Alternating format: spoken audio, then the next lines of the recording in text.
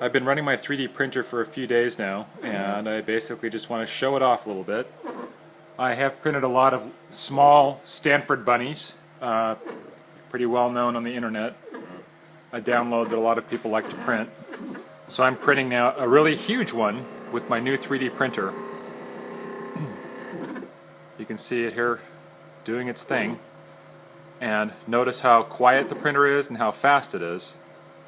Again, we're using the Pronterface program to control it, which shows you layer by layer what's going on. I also have a webcam pointing at the work, and another little laptop over here running Webcam, so it's periodically posting images of the print to the internet, so I can remotely keep track of it. Last evening I was using my iPad to check in every once in a while without having to walk upstairs and come into the garage to see what was up. But it's just working really well. And I will post an image of the large bunny print when it finishes. Another thing I want to point out is I'm now using two power supplies.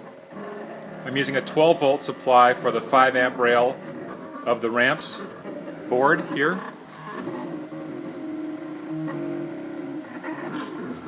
and a 15-volt supply for the 11-amp rail, which heats the bed. Since I want to use the SD card plug-in and run the printer without the PC, I have to install two diodes in the ramps board, but the requirement is that the 5-amp rail has to have exactly 12 volts coming into it.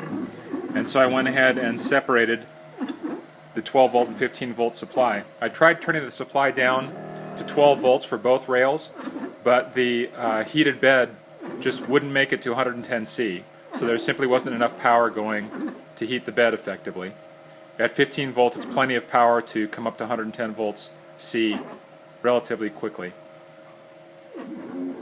So we have step extruder Mark 7, 3 stepper motor driven linear stages,